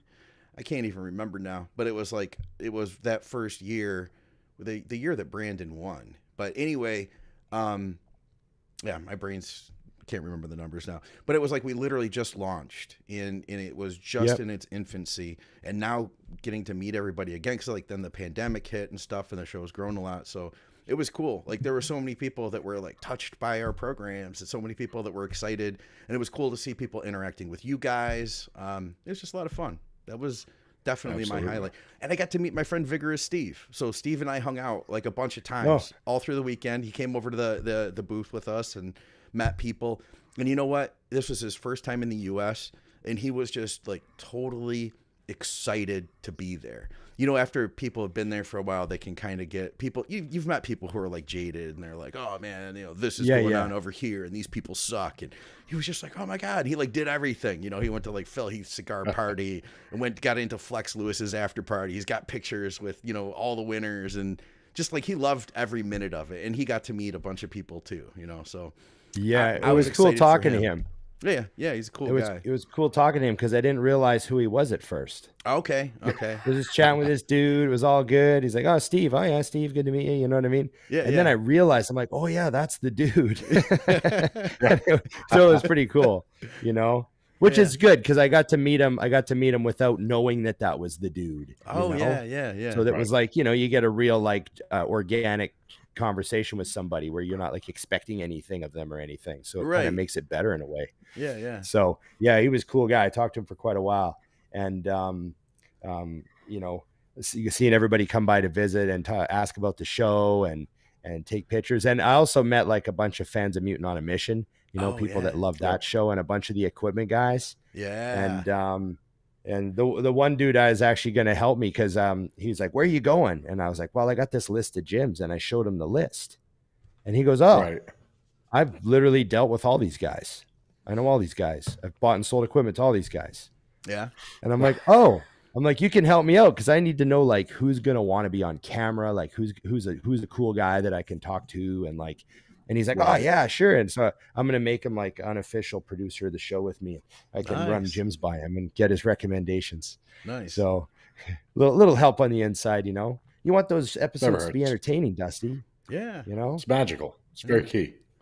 Oh, Victoria's with us. She said it was 2019. That was the year that Brandon won. Yes. There you go. Hi, boo. It's good that someone knows. She's upstairs. Right. She has to stay up there so you don't get sick. Yeah. Everybody got okay. sick. Do we do what do you want to do? Do you want to do some over unders, or do you want to do some Instagram questions, or do you want to do some your live questions? Because I didn't get any. I didn't get any over unders. I've got a couple. In fact, I had one over under from this very episode, as a matter of fact.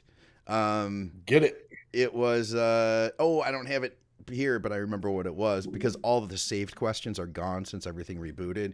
But the question was the Olympia, overrated or underrated this year? And I had one more. Wow, it was underrated. It was a great Olympia. Yeah.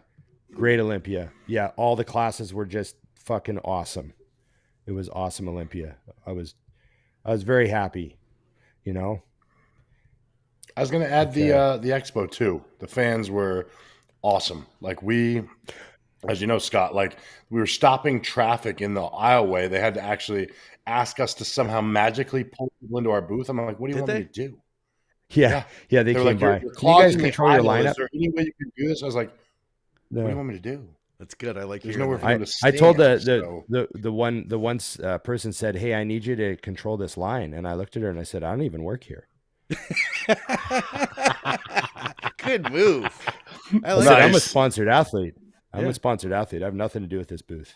Like I'm literally just standing here, and Yeah, I like she that. just like walked away. That's a good Oh, line. okay. I agree. Underrated. And here's our next over and underrated. This is a question from the last episode, which I had a few of those too, but I'm sure we got a bunch of questions here too as well. Love the shows, guys. Overrated or underrated? Number 1, s'mores. Number 2, bacon. Under. All right. It's good. It's easy. Donna let him squeeze those two in. under. Yeah. Yeah. I had to jump in. The dogs are barking, but I had to say, Yeah. I mean, s'mores? Are you kidding me? What do you think, Ron?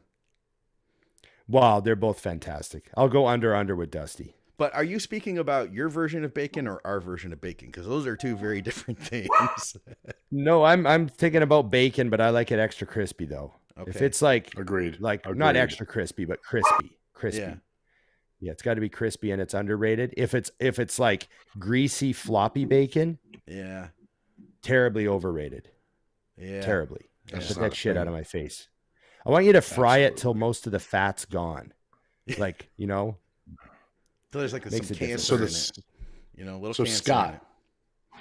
we do a little something special with the s'mores here.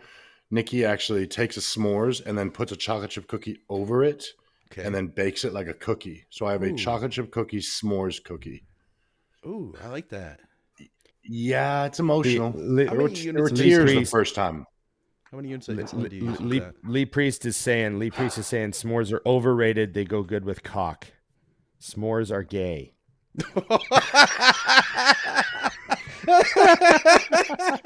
But why do they go good with it? I'm If we were still confused. wondering if it was the real Lee, now we know for sure. It's Absolutely. clear It's the now. real Lee. no Identity question. verification has been confirmed. A blue check mark can be issued. Right. Oh my god, that was good. That's good. Okay, I How do you forgot not know we what a were talking s'mores is? This guy doesn't know what a Yeah. s'mores is. about. Well, Alright, his last name looks so- Russian, so maybe they you know, they have a different version over there. Bulgarian. That's Kirill who's doing our timestamps. He's got a Oh, that's Kirill. Krill. There you Yeah. go. Yeah, da. Yeah. You take a You know me. marshmallow. Anybody with a V at the end, I just say, that's a Russian name. yeah. Dude, Close. it's unbelievable. Terribly Closer dumb. to marshmallow Russia than to over here. fire. Yes. Marshmallow over fire, added on top of Hershey's chocolate and a graham cracker. They don't Smashed together. see to them Boom. a treat is they have to like drink a bottle of vodka and wrestle a bear.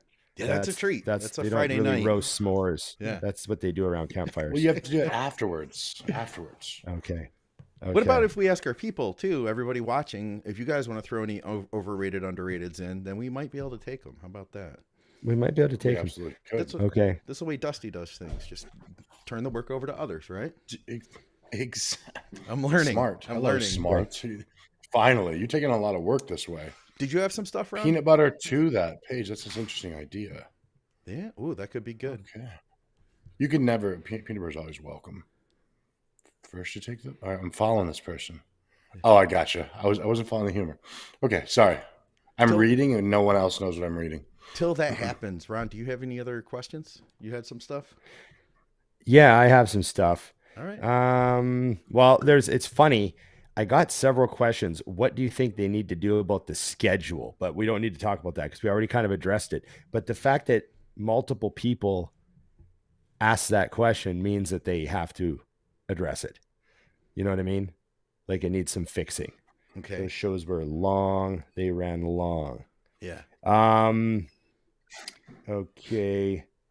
And also, just looking back, multiple questions about the old guys bitching. So I'm glad we Oh, covered yeah. that. Yes. You know, here's one. What's something unique about this Olympia that you noticed or enjoyed? Is there anything unique about this Olympia compared to your other experiences, Dusty? I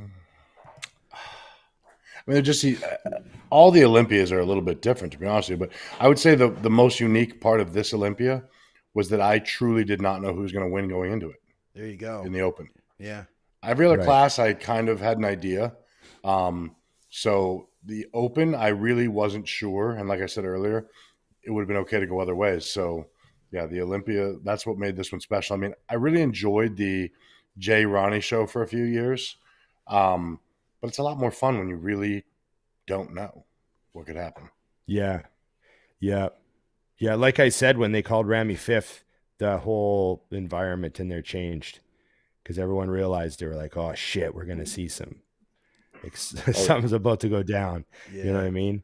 So that was pretty cool. Well, one thing I got to say I liked the venue. We used to go to that Orleans hockey arena sort of thing, right? And I liked this venue. It was cool. I thought it was cool. It was like a little bit more intimate in a way, gave a little bit smaller, tighter feel, but I liked it. And I liked, I know the Expo wasn't giant. Like there was a bunch of the big companies didn't Optimum wasn't there. And there's a bunch of giant companies that didn't come out. But, I don't mind if the Expo's smaller. I mean, I don't even walk around the whole thing anyways, but it was the vibe at the Expo was cool. Really positive at the booth and everyone was happy to be there. And, it's always fun to people watch. Lee's making a few points about some of the people we get to people watch at the Expo, which is definitely true. But hey, that's just always more wankers walking around flared out for the gram. They look like muscular pronouns.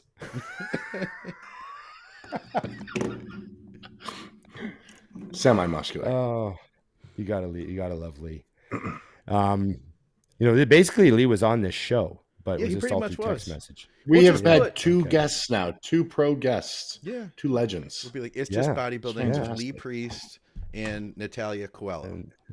Yeah. That'll be it. Plus Ron Dustin. That's a thumbnail. Yeah. And then I'll send you an old picture of me shaking Lee's hand from 2008 and you can use that as the thumbnail. That'll be good. Yes. Perfect. Yeah, that'd be great. Where he agreed to do this show that day. Yes. Yeah. I told you guys Lee guest posed at my first show ever, right? You're kidding. Yeah. 97 Northerns. No kidding. Yeah. Superman t-shirt and everything. Yeah. Showed up. Yeah. Looked crazy. Just bizarre. Blew everyone away. Yeah. Okay. How did you do at that show? I won the heavyweights, but I didn't win the overall. Okay.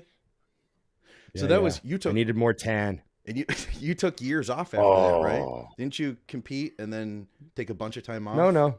Okay. No, I'm thinking of the wrong way. Yeah, that was the beginning of me trying to turn pro and all that. Okay. Yeah. We got some over-under, Scott. I got him here. We got Chris has got one. Scott's got one. All right. Let's start here then. Overrated, over under Christmas trees, bodybuilding, and actual trees.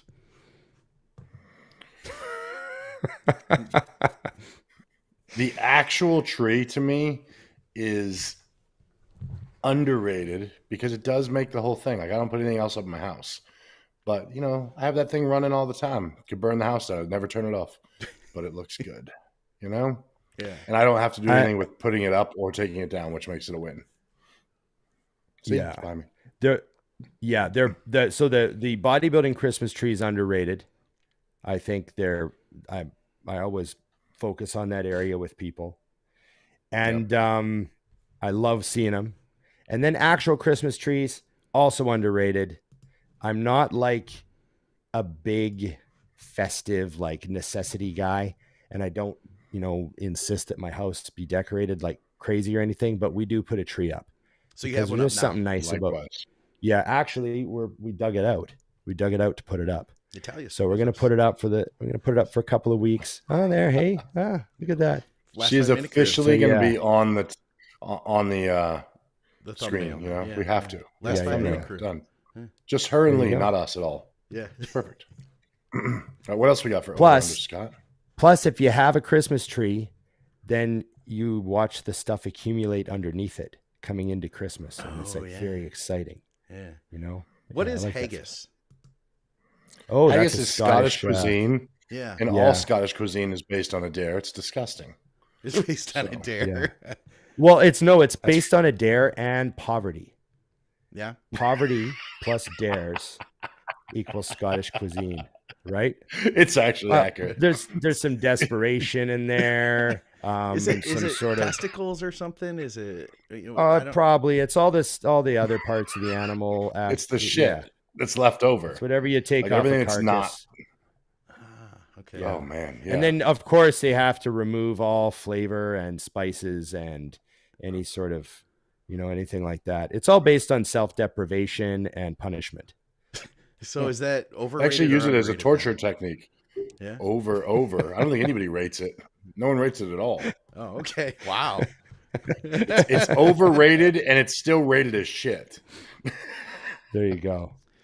All right. Okay. We had some other ones. Yes. Here. Let's see. Pre-workout, overrated or underrated? He says, I believe it's overrated. It's over. For sure. Over. For sure. Over. Like Ron has said before, the amount of effort that people put into their pre-workout drink versus their pre-workout thought process. Yeah. Like, I know people that will literally like go to the gym and if they forget to take their pre, they're like, "Oh, I'm going to train." I'm like, that's a problem. Just grab a fucking I said ball. it before. What are you talking about?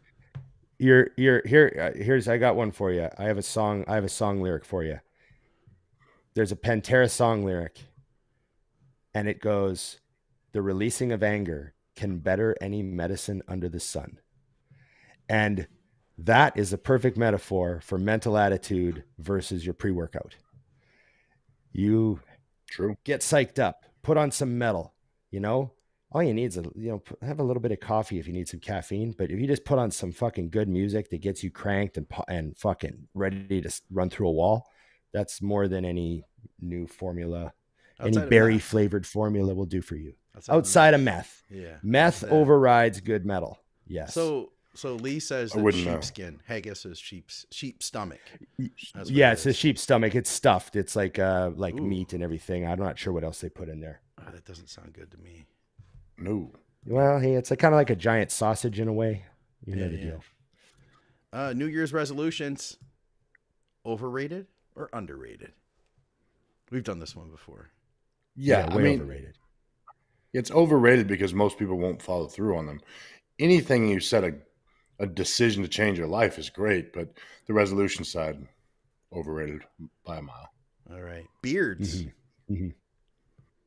Overrated. Jesus, everyone looks the same now. They're bald with beards. It's ridiculous. I'm not even just shaved my joking. beard It's a couple brutal. weeks ago.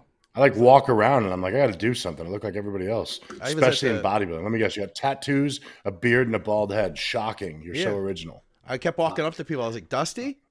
Wait, no. Dusty? Exactly. I did it to make myself look better because the more of my face that's covered, the better. If I wear glasses, it gets even better. Yeah. But yeah, it's bad. It's bad. Overrated. Overrated. I shave mine every once in a while just to remind my girlfriend that I'm in control. But she always, every time I shave my beard, Emily's like, "You gonna grow it back?" And I'm like, "When I want. When I'm ready. When I feel like it. Good and ready. Okay. Yeah. How about this one?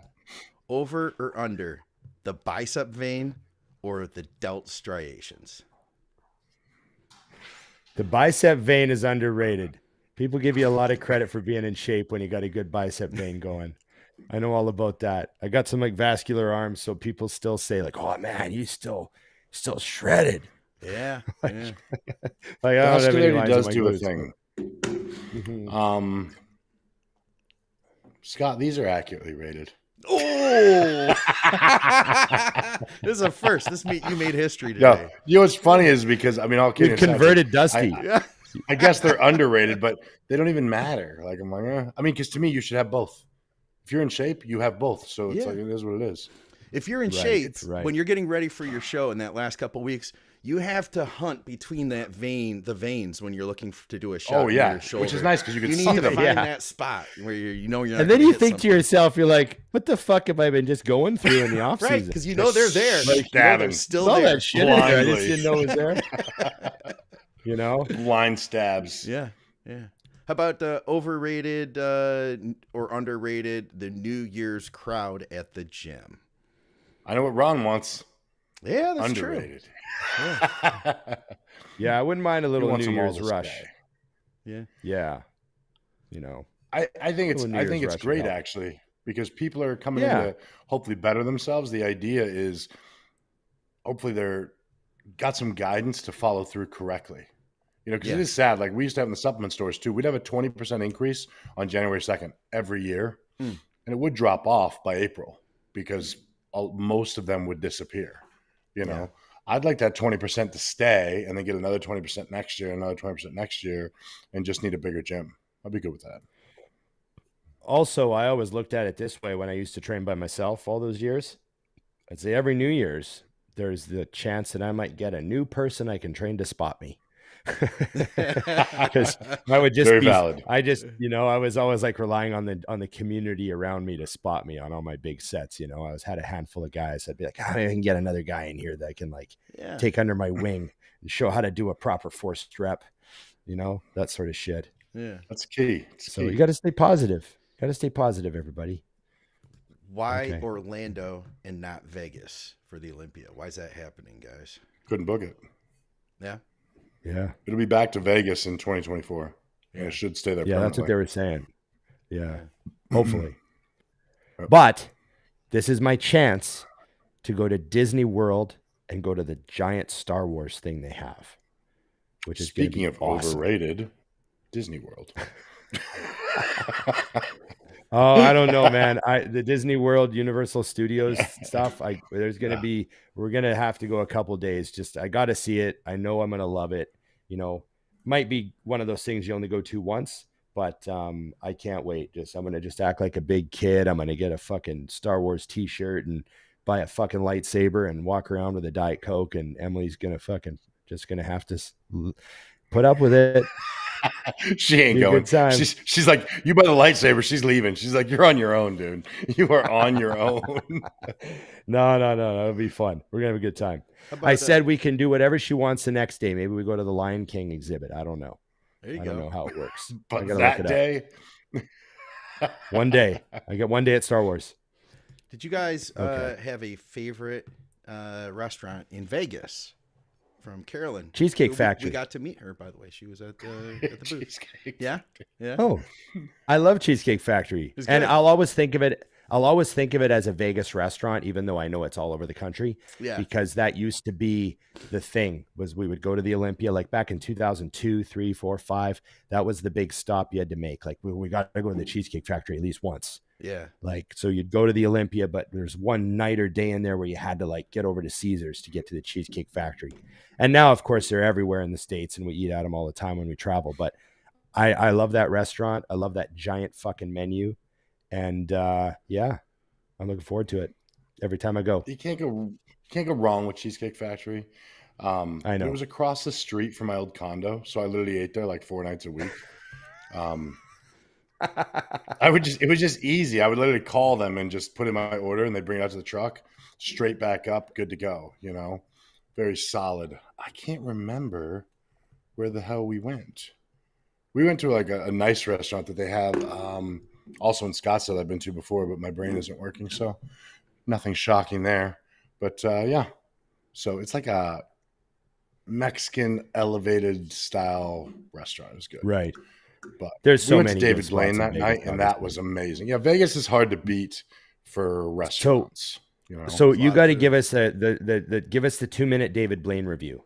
Oh, Because this sounds awesome. I mean, he's that crazy Underrated. magician, illusionist guy. Underrated. Yeah, it was. I didn't really know much about him, like just like really base. And Nikki was like, "All right, we're gonna go." So I kind of went in with like not much expectations at all, and he blew my mind. I can't say, but here's what I'll say: I think he's only doing this 1 year or this one term in Vegas, and then he's retiring because some of the tricks he does a lot of he does an underwater like hold your breath routine, and a lot of illusionists have died at 53 doing it. So he said this is it. He promised his daughter he'd do this year. So if you can get to Vegas, go see it. The entire show was awesome, but the last trick my brain couldn't wrap its head around.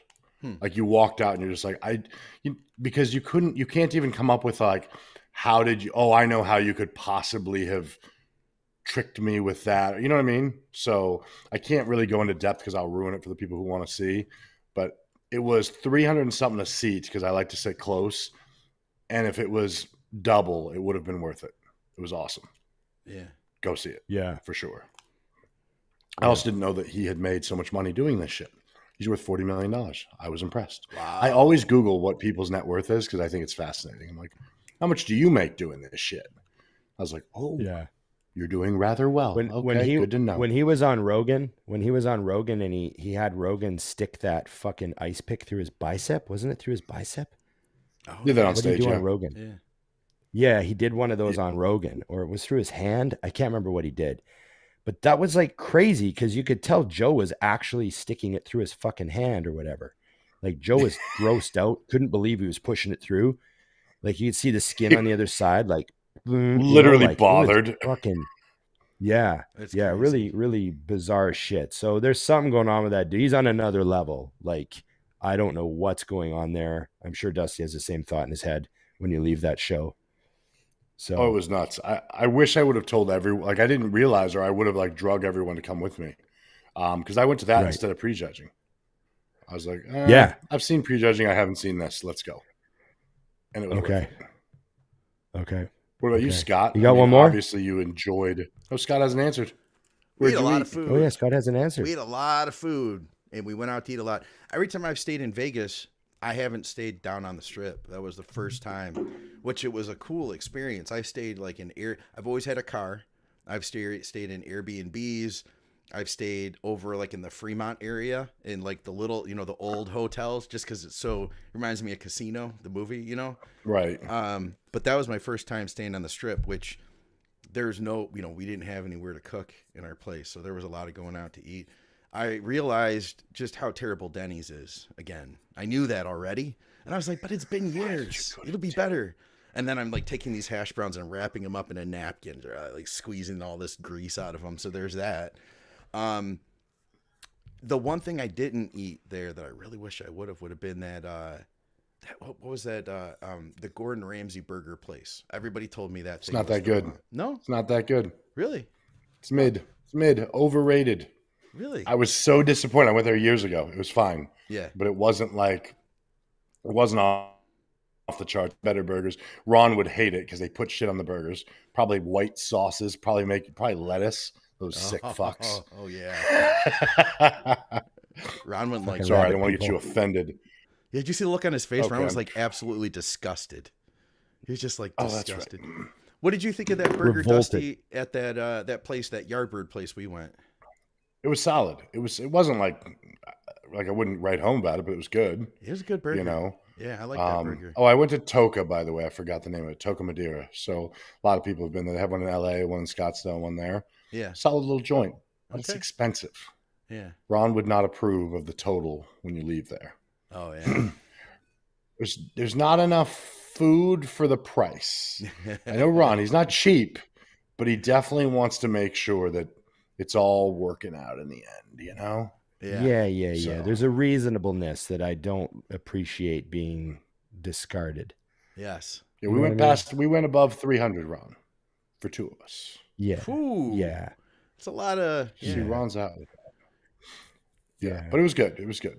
So it was an expensive night. Now that I said that out loud, I was like, "Oh, we spent $1,000 that night." Whoops.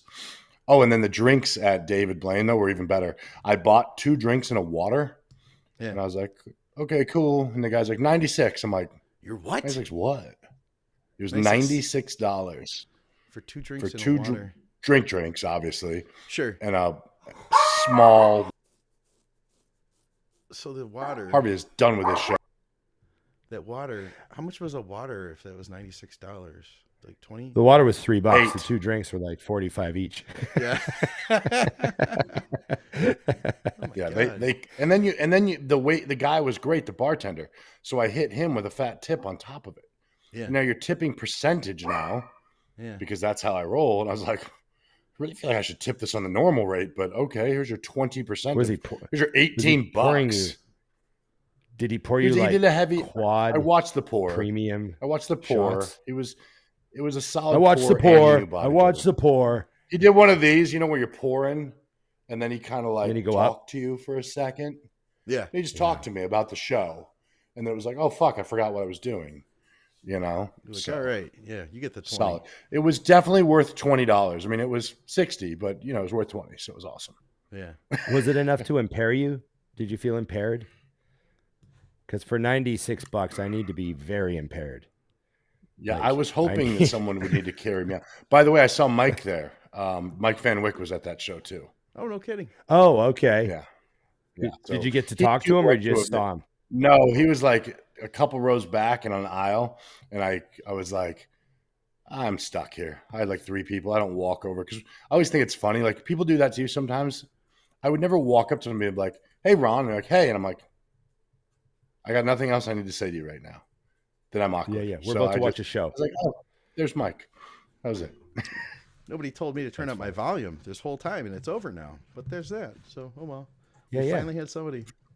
You never know. See, it's never perfect, and then when we do it, normal, we're all on separate tracks, and then I can adjust stuff. I can bring it in like this for the rest of the show. Now that we're about over. Yeah, really. Secret really close. pizza. Secret pizza. I haven't heard of that one. Have you? In-N-Out Burger wasn't. You're right, Paige. Nothing blown away about that. Yes. No. Yes. No. I think we're out of questions, though, guys. I think that was. Yeah, I think we're we're good. About it. That's about Success. We went all day. right. We went. Thanks, We everyone. went like almost 2 hours on the live, and everyone stuck around, which was really crazy. Like I watched the number; it just kind of stayed like really, really held. Yeah, I thought when we were 200, done 230 Olympia the whole coverage, time. it would just go. You know what? I gotta say that one thing I thought was funny was I walked past Fuad's booth a bunch of times, Yeah. like probably 10 times, Mhm. and he had the speakers turned out, right, so you could hear the podcast if you were standing right outside. Yeah. And oh yeah, Paul came down and hung out with us for a bit. Paul was great boy. to see there. But so every time I walked by the Fuad's booth, because it was on the way to the washroom, I would stop for a second and just see how the podcast was going. Every single time I stopped, because it was kind of hard to hear what was coming out of the speaker because it was so noisy around. You know, it's the Olympia. Yeah. But I heard the word gay every Yeah. time. Every time. They're talking about something and the word gay is being used somehow. Either Fuad's directly asking a guy, "Are you gay?" Like I literally looked in the window and Fuad's like leaning over the desk, "Are you gay?" Yeah. And the guy's like, "Oh, well, it's hard to say. I don't know." They're having some discussion about what that means. And then Fuad saw me at one point and he goes, "Ron, are you gay?" I'm like, "No, I don't know what's And he going on. "See?" Frozen. We're all frozen. Everybody's There we go. frozen. We're all frozen. There we go.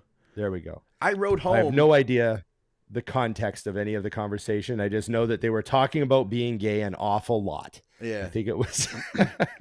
So Interesting. When we flew out with a guy named Nick. Shout out to Nick. He's from Windsor. He came over to Detroit and he flew out with his girlfriend. They were working at the booth. They work with with Fuad, with Hostile. And Yeah. mid weekend or whatever, I stopped over and I was talking with them and I spoke to him and I was like, "Hey, how's it going? How's the podcast thing going?" And I learned that so they were not airing live; they were recording everything and they were planning to put it all out later. And he was like, "But I don't know what we're going to do with this." There was like a 45-minute period where they were just talking about penis piercings, and I'm not sure if somebody pulled their dick out during all this, but he tells me, he was like, "I don't know if they realize like this is supposed to go on YouTube. There's like this big section that we're just going to have to like cut out. It just can't be put on YouTube." So I was like, I think they might have forgot, So there was that. Oh, Man, looks like froze again. Froze again. it's about time Okay. to It's time to call it, about time. fellas. We keep That- it freezing. And Time to call it. on the ride home, Paul and Fuad were on the same plane with us. So I made the comment that if this plane goes down, that bodybuilding podcasting is going to get a little quiet for a while. That's amazing. Yeah. Very true. And I will say, I know I said food was a highlight of my trip, but I did go for a walk with Uncle June. Nice. And that was a pretty good highlight too. Yeah, yeah. Me and Paul took a little walk, so that was fun. Good. Okay, everybody. Remember, like, share, subscribe, comment. Ring the bell. Ring the bell. And remember, the show is sponsored by Mutant, as well as Dusty and I. So you go on the immutant.com website and get 20% off of the code BigRon20 or Dusty20. And we'd be happy to see that. And remember, Scott and the Think Big channel have a Patreon. Yes. Every $5 matters. Huge help. There is a homeless bodybuilder in need. Yeah, And that's you me. can make the difference this Christmas. This is definitely, help Scott buy ammo. Yeah. Well, yeah. Just And gotta pay for stuff. Yeah, there you go. Okay. Awesome. Thanks, everybody. Appreciate you watching live. Blows us away. We hope we did a somewhat better job of contest coverage than we normally do, because we don't really consider ourselves coverage guys. So thanks for your patience. And remember, Merry Christmas. Have a great holiday. Try to, I don't know, any Christmas advice, Scott? Last minute? Christmas advice. It's about the family. It's not about the present. So remember to take time and appreciate your people. Don't have to bow to commercial pressure of purchasing and becoming a consumer man. Too late. Right, Zach. Dusty? Yeah. Yeah. Dusty's like, I spent $5,000. Yeah. It's too late. It's too late. It's too late. Okay. See you guys. Thanks for coming on, Natalia and Lee. Yes. Happy to have you around. Love to have you on. Norm. Well, I guess He he's hung up. gone. He ran through his hung up. All right, guys, we're out.